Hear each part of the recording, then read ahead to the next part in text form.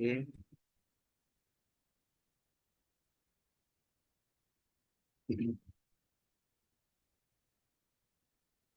Domingo, Shreya, you just joined. I was, doing a visualization of the last time the unit that I did on classical economic theory. I realized the fact that on a Zoom call, a visualization will make more sense. So, heck, share screen. It's-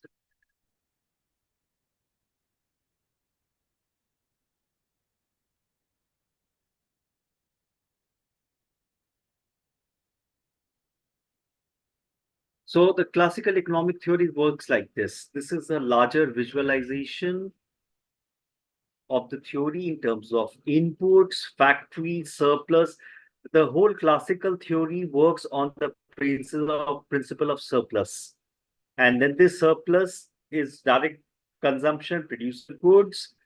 Producer goods are the ones which are sold. This surplus, you have to look at the economics. The economists look at how it is generated, how it is valued, how it's distributed, and the distribution, how it is various classes, consumption and investment. And obviously, the factory runs on wage labor. Wage labor, it is again, I'm getting a message, internet is unstable. Are you able to hear my voice?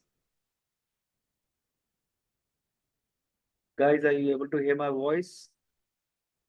Yes, sir, please. Clear. Ah, guys, can you hear me? Yes, sir. Yes, sir. Guys, can you hear me? Yes, sir. Yes, sir, please.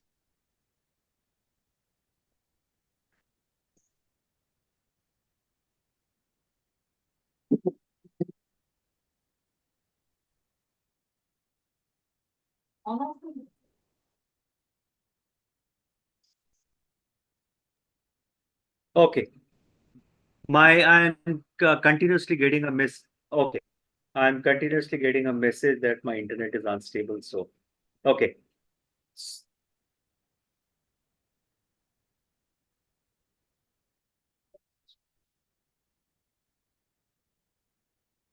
Something of the matter.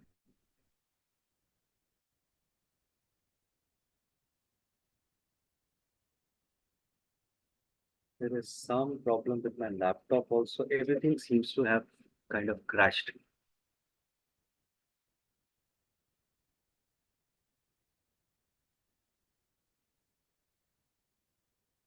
Okay. Uh, just a minute. Okay, to share my screen.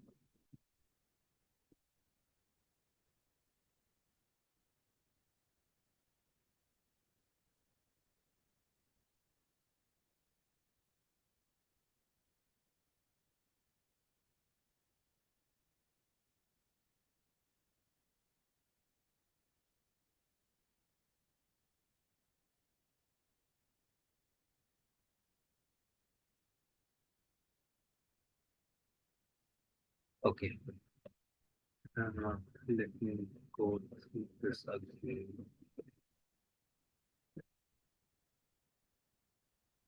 Are you able to? Your screen is paused. Why is my screen paused? Resume share.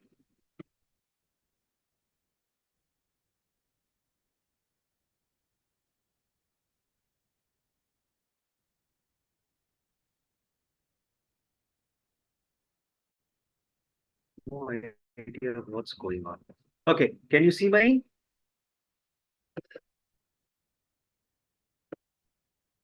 Guys, are you able to see my screen? Sir, voice is clear, but screen is not visible. Now it's visual, sir. Screen is not visible. No. Okay. I am telling you there is some. Okay. Now is it visible? It says my screen is loading. Why is it loading? Visible, sir? Okay, you're screen sharing. Can you see it now? Yes, sir.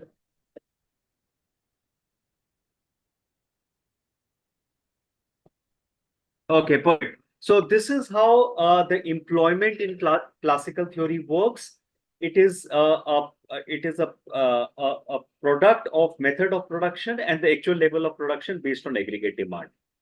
That is employment. And the last screen is in terms of wages. Wages is comprised of subsistence wage. It is comprised of the state of economy. It comprises of state of social conflict over income distribution. At the end of the day, classical economics look at the fact that there's a capitalist system of production. Every system or every unit that is produced is basically for sale and for maximizing profit. The capitalist system works on two classes: the capitalist class, which owns the means of production, and the working class, which gives labor. That sums up the classical economic theory. So, after having done that, let's quickly look at how did uh, just a second. Let's look at how did Marx look at all these. I wanted to show in terms of how did Marx look at this particular theory. Hang on.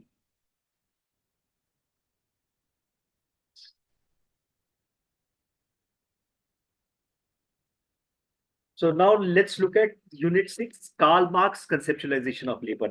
Now, Karl Marx was a major critique of the capitalist model of production, the capitalist system, and work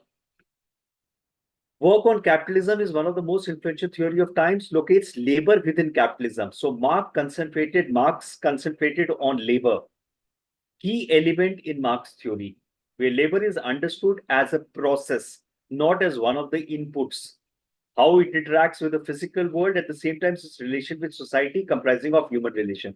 Because at the end of the day, if you look at it, we are already, uh, uh, uh, very articulated about labor. That labor is a part. It's a human embodiment. I mean, you cannot separate a human from a labor, and that's why the human labor or the human being is a very unique, input in terms of production.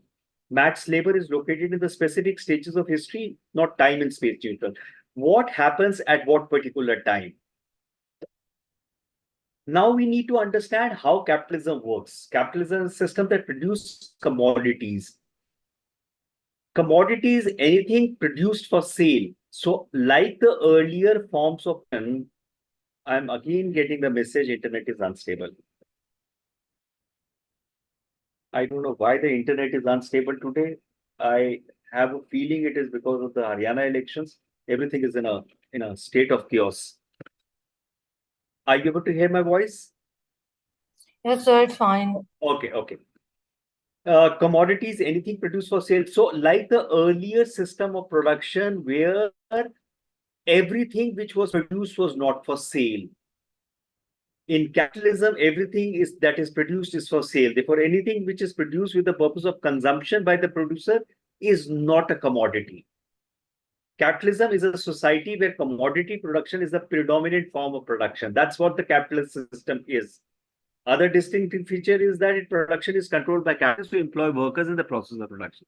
So now the concept of capitalism is very clear, or should be very clear to you. And now let's look at the commodity. Every commodity has dual existence.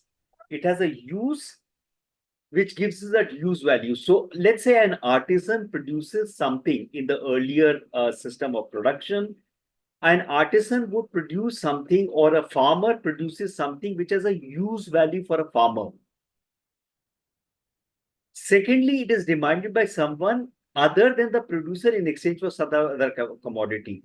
Now, how the economy became sophisticated is the fact that before industrialization, most of the production happened at the household level, and most of the production was basically for consumption rather than there was no commodity per se. and everything that was produced had a use value. It was when surplus started getting reduced and somebody else had a use for it. Now there was value for the produce or the product that was used. Use value is different from an exchange value. Distinguishes capital in the sense that the good used to the act of labor in all society to possess use value, to satisfy some human need. Societies other than capitalism generally have an exchange value because it's not produced for sale. So you have to understand the use and the exchange value. For example, air is a great use value, but you will not exchange it. It is a personal value which is for every human being. Commodities have use value so long they satisfy some human wants, and inevitably it is a human want. It is also possible that some objects of enormous use would not have any exchange value, like oxygen. It is used by every person. You can't exchange it. Relevant question is how uses of different commodities have different qualities, and then you would understand how this system moved towards money. For example, what the trading used to have is that I produce something else. Now, the only way I would exchange or trade good was through barter. And the barter, if what the person B produced had some use for me, if it had for use for me, there was an exchange value. Somebody's mobile is on.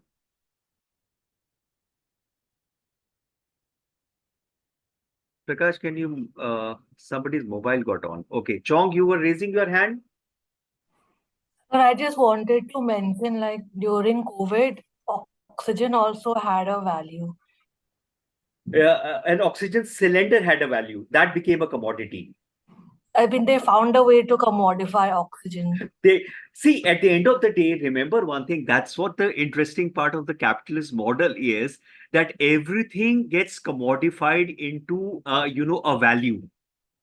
And that's what I was saying, that initially that's how the economy became sophisticated and money started coming in. Because initially, when A and B used to produce different things, and what B was producing had a exchange value with A, they would exchange the items. Now, subsequently, how do you determine the value of one item produced by one person and an equivalent value of another item produced by another person?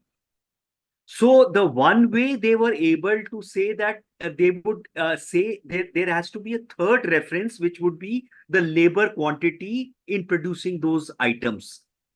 But that was not sufficient. And that is how money started coming in. Initially, it came in terms of gold and silver coins, because now, if you can equate every commodity with a value in terms of money, the money becomes a third reference point with respect to each commodity. And that's how labor also got commodified into money. So if you are doing a daily wager, the rate of a daily wager is determined by supply demand.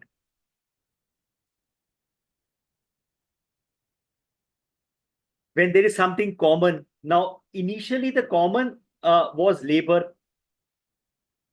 But again, how do you, quantify? See, again, at the end of the day, remember, it is much easier to quantify things, because once you quantify things, then you can equate and do mathematical operations. And that is why still, when we look at development, we tend to look at in economic terms because you can quantify it. And if you remember the first unit that we studied in terms of growth and development, that's why new parameters were brought, which were quality parameters to determine human development. However, still predominantly in a lot of narrative bits, we use the economic, we are a 3 trillion economy, so we are really developed. The reason behind the right of money as a medium of universal exchange, because money also, the use value was the same as the exchange value. So if you have 100 rupee, that 100 value is the same for you as for somebody else. With the introduction of money, the society entered into a complete relational space. Each and every commodity is related to other by an unending value relation. So now everything gets equated to money. And that's where you will understand why the new digital economy is boils down to numbers. Your mobile number, your Aadhaar number, your PAN number, because numbers is something which a complex society is able to manipulate or act upon mathematically.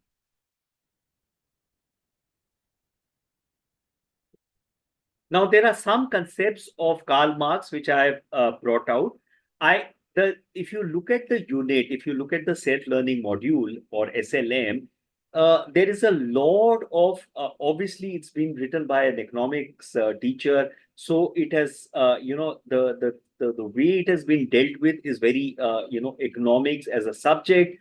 All of you may not have studied economics or understand economics, so I'm giving the larger perspectives in terms of you understanding the concept. So Karl Marx basically talked about concrete labor and abstract labor. So what is concrete labor? Specific type of work, like a carpenter building a furniture, a teacher educating student.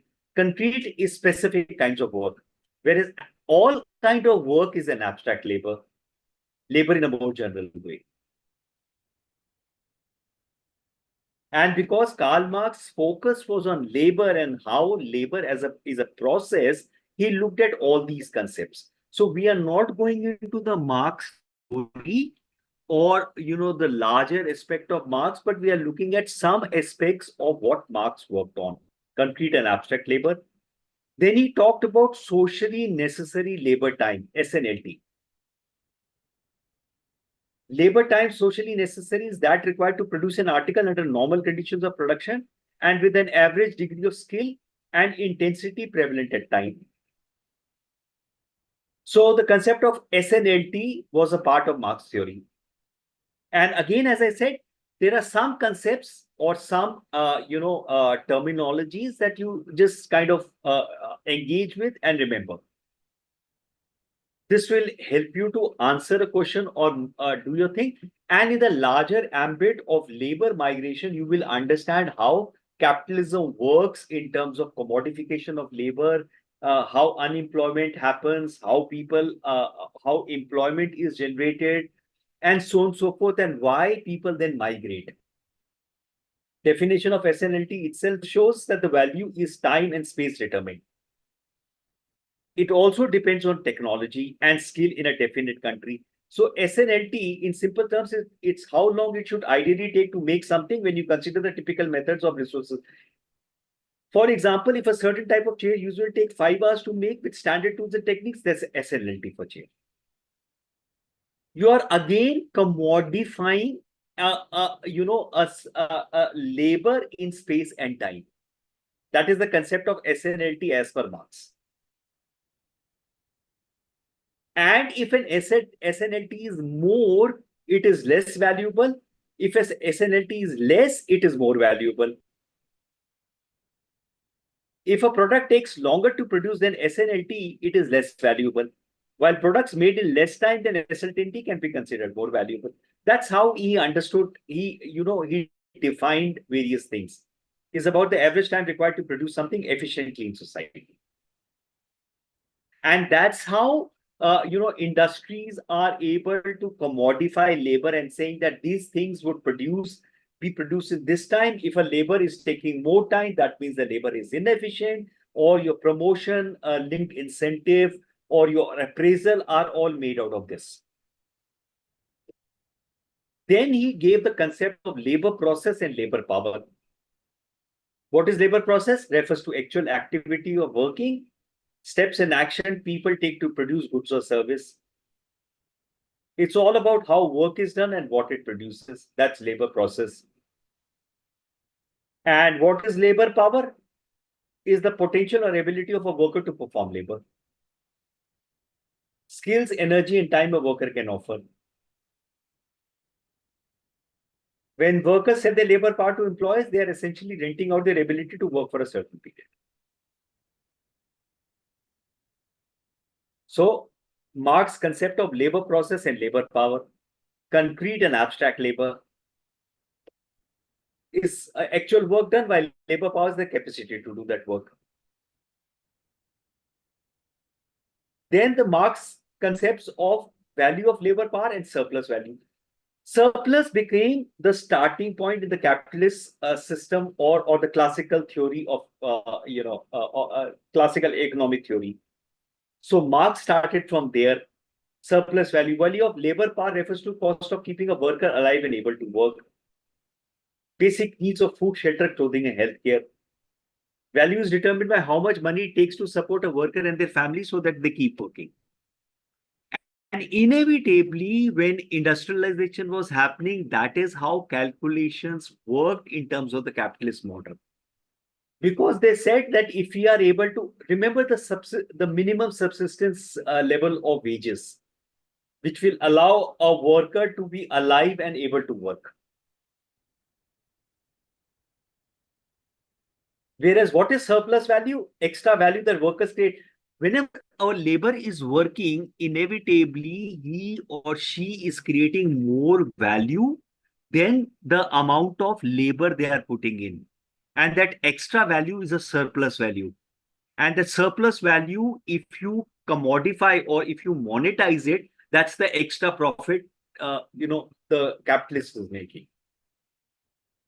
They generate more value than what they are paid for. A worker's labor power is worth rupees 100, but the produced goods is worth 150. Extra 50 surplus value.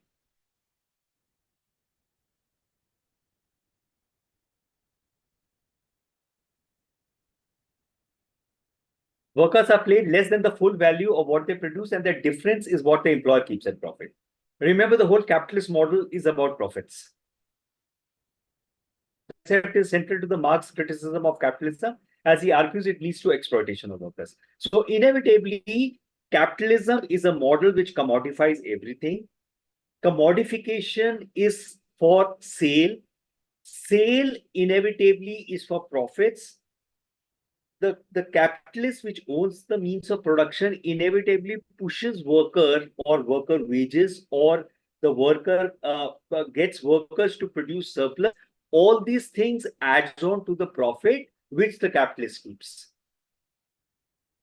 And that is why the whole aspect of Marxism was in terms of the working class overthrowing the capitalist class and then making a society whereby there is an equitable distance. And the whole socialist model of society which Marx proposed, which was the starting of USSR, Soviet Union, or today Russia, was based on Marx ideology. It's a different matter that when workers rebelled against the capitalists and started owning the means of production, again the working class became hierarchical, with some workers becoming the owners or started governing the rest of the people, and the same cycle repeated again.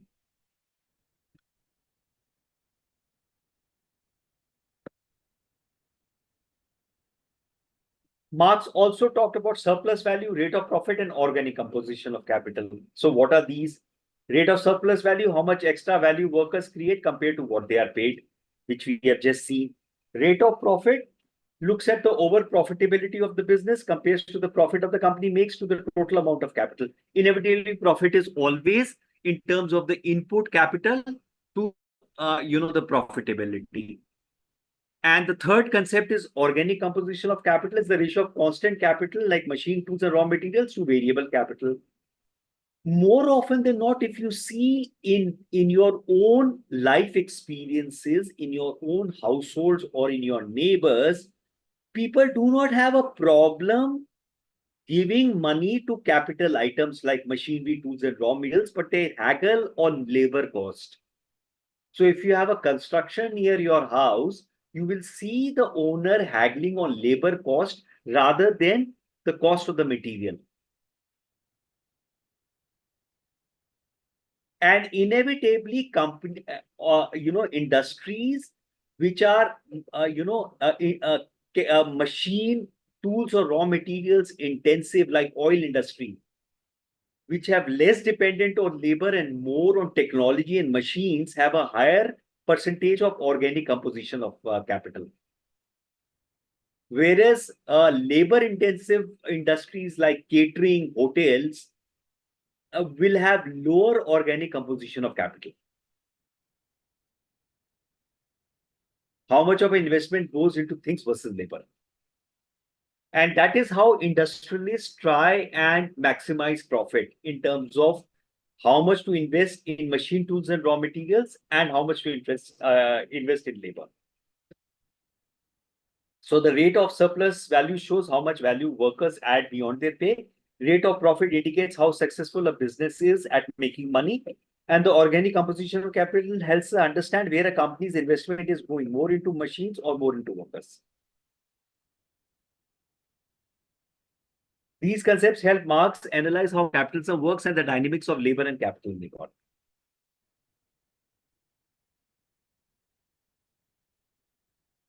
So again, as I said, I am simplifying. If you go to the SLM, it is much text heavy. I have simplified into terms so that you can, remember the terms. And if there is a question which is in terms of what are the basic tenets of Marxism, you can talk about concrete labor, abstract labor. You can talk about surplus. You can talk about rate of profit. Looking at labor as a process, not as not as a commodification of labor. Then there is an absolute and relative surplus. Value is about increasing amount of surplus value created by workers. If the workers usually work for 8 hours and produces enough value for the company in time, the employer must ask to work an extra hour without increasing the pay. At the end of the day, the whole capitalist model is trying to squeeze the labor to increase profits. The extra hour generates additional surplus value for employees. This you can see in your neighborhood constructions, where the owners of the house will get the labor to work for 10 minutes extra, 15 minutes extra, or a painter to work for 15 minutes extra. That's a surplus value which the owner generates.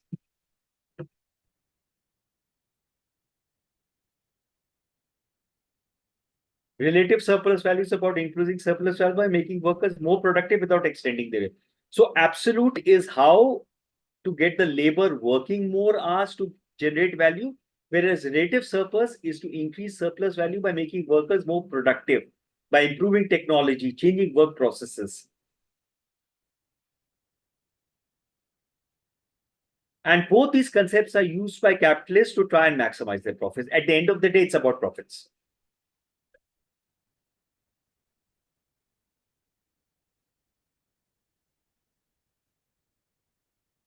Then the concept of reserve army of labor.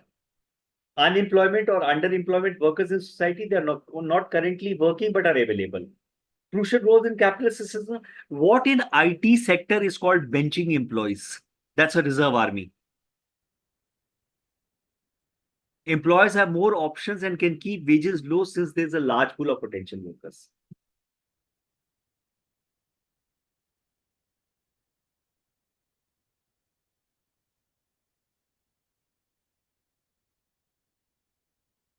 During economic downturns, when the economic slowdown, more people lose their jobs and join the reserve army. This increases competition for few available jobs. We see regularly in news stories about few jobs and tens of thousands of people applying for those jobs. During economic growth, when economic growth, some of these unemployed workers can be hired. However, employers still keep wages low because they know there are many people ready to work if needed.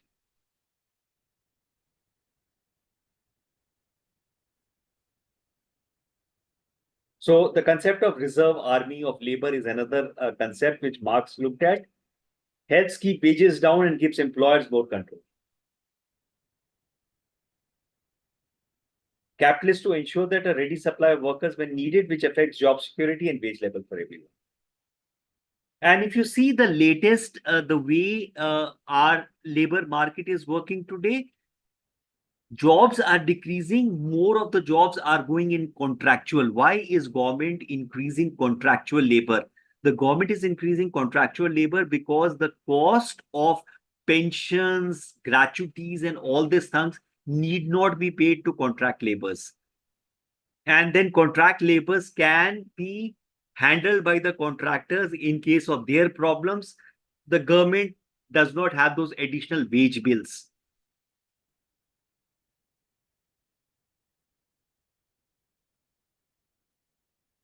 And the last concept is of alienation of labor. Feeling of separation or disconnected that the workers experience from their work. Believe that in capitalist system, workers often lose of control, leading to feeling of alienation. Labor often is a cog in the machine. We had already talked about alienation of labor earlier. The workers are not owning anything. What typically in the traditional economy, where the artisan was owning the product, and the workers are performing repetitive tasks that don't reflect their skills or interests, the work is meaningless, lead to dissatisfaction and sense of emptiness. In fact, one of the reasons for increase of depression in the society is that the people are not able to relate to their work. There is a repetitive work, people are not able to relate their work, there's a sense of emptiness, leads to depression. The work environment can also foster competition rather than cooperation, making workers feel isolated from their colleagues. So the concept of alienation is also a part of Marx's work. Spends all his day assembling. They have no say in the build. They might feel they are just a tool. Highlights how capitalism can lead to dissatisfaction.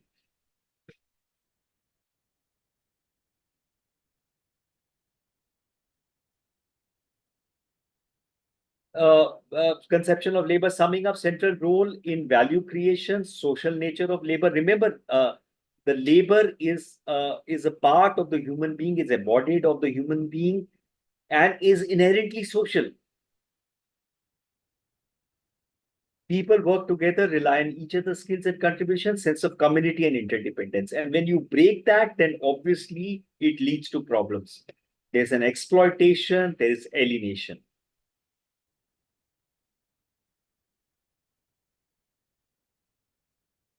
Conflict between the working class and the owning class. He believes that true fulfillment and freedom would come when workers collectively control the means of production, allowing them to benefit from their work. Labor is not just about economic value, but also about human protection and social relationship. And that is what possibly added on to, for thinkers to talk about new ways to determine development of societies or development of countries. So there are some references, Eaton John, Harvey Davis, Marx Capital. So if you are interested, you can read a little bit more about Marx. If you are just looking at answering a question in case it comes in the examination, these points should be able to help you in terms of concepts. And again, I keep repeating, in case you want the presentation, you can send me an email. I'll again share my email ID. I spent quite a time trying to, summarize the unit. It's Abhay Chawla 13 at the rate of duck.com. My one on the computer is not working. So you can send me an email. I can send you the PPT. Any questions? Let me switch on my video. Let me see. Hi. Any questions? I hope I was able to simplify the SLM to get you a gist of the Marx theory on labor and the Good visualization afternoon, on the sir. classical. हाँ गुरप्रीत बताइए. So today's lecture has many new components like organic component, elevation of labor, etc. But Correct. my request is regarding the concept of minimum wages Okay. versus the labor is paid for lower than the minimum wages. And हाँ. some labor persons also complain that they are working for 30 days and they are marked present only for 22 or 24 days. Correct. So, sir, how this can be explained? So see, inevitably, see again, here we are talking theories. Let's not look at the practical part of it. This is a theory to understand the world. So more often than not, in a capitalist model, understand this. Let's start from the beginning. In a capitalist model, the people who owns the means of production try and maximize their profit. Number one. Number two, everything that is produced is for sale. It's a commodity. Nothing is produced for consumption, it is for sale. And the capitalists try and sell it to the maximum possible value so that their profits increase. Sure. यहाँ तक समझ आ गया? True, sir. Now, in production, there are two things which are involved. One is machinery, tools, technology, and the second is labor. Sure. Because all tools, machinery, technology is run by labor. Sure. Correct? Now, either we try and reduce the cost of machine technology or we try and reduce the cost of labor. More often than not, we cannot reduce the cost of machine technology, this thing. So we try and reduce the cost of labor. Got it, sir. And in cases, there is never a case where all people are employed. So obviously, there is a reserve army of labor. The reserve army of labor is a way for capitalists to push down the wages of people. Sir. So that is why the whole concept of minimum wages were brought in. Initially, the minimum wages were brought in because at the end of the day, if the labor or the human being who's providing labor dies or is not there, the production cannot happen. Sir. So the capitalists wanted some way to justify that when we are getting labor, if we can give this labor the minimum amount of money to enable that person to survive and work, we should be able to make enough profit because we can't compromise on technology, machines, and etc. Fixed cost, sir. Right. So now, but subsequently, the government started intervening and said that this is like slavery. There should be a minimum wages. So, for example, Indian government now determines what is the minimum wages which can be offered to semi-skilled, skilled, or non-skilled worker. Not all people follow that, but there is a regulation. Now, Marx was looking at how this works. In a true capitalist model, the government is not supposed to intervene. There should be a supply and demand.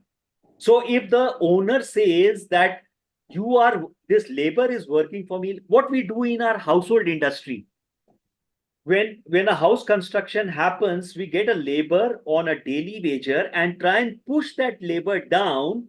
We do not worry about the cost of bricks, mortar, anything because it's a fixed cost. We can't negotiate on that. So we try and negotiate on the labor cost to bring the labor cost so that we are able to keep some more money with us. True, sir. That's how things work. Now, inevitably, that's how the capitalist model works. And Marx looks at all these concepts and then says the only solution to this is when the working class who do not own the means of production rebels against the owning class, rebels and becomes the owner. When they become the owner, then only there'll be a just society. Because inevitably, the labor is human beings and human beings works in society. And if you alienate the labor, they will not be able to give you good quality of output. Sir. Could be? Sir. This is the larger gist of the whole Marx philosophy. Sir, got it, sir. So now you need to understand there are a lot of economic concepts in this. Don't get stuck on the subject of economics because the way the SLM has been written is, getting you to understand Marx theory and so on. So don't understand. So I have broken it down into simpler concept. Some concept in terms of absolute labor, concrete labor. So if somebody was to ask you a question in the examination, saying that give some salient points of Marx philosophy on labor, you can say Marx looked at concrete and absolute value, he looked at surplus value, he looked at organic. So 5-6 concepts you are able to give an answer and finish your examination. Thank you, sir. Thank you so much. Any other question?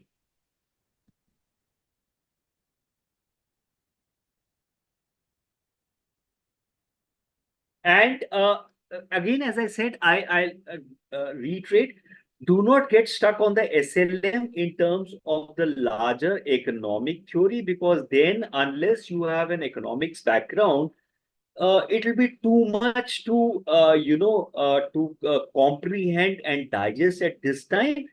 Try and look at the fact, as I keep saying, this particular whole MDI 007 on labor and economics is because the largest amount of migration and diaspora. In fact, for people who have joined later, I was just reading an Indian Express story on how 30,000 Indians who had migrated to the far east of Philippines, Malaysia, and Thailand have disappeared.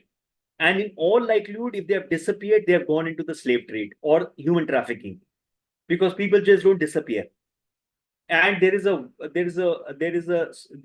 human trafficking rings which operate, which, and because of high unemployment and desperation on part of people to want to get employed. Remember, that is how homes move, because money is required. People get stuck into trafficking and smuggling, and then get stuck into modern forms of slavery. So there's this Indian Express report which I thought I'd share with you. So if there's no other question, next Saturday I think is Dasera, 12th. Is it 12th Dasera, guys?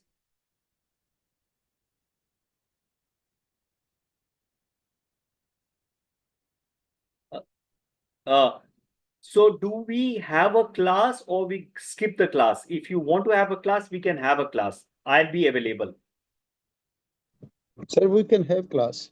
Okay, so then we will meet next Saturday at 3 o'clock again. And the next unit is neoclassical theory. Again, I will try and break down into simplified chunks of economics, which can be, which you can engage with and digest.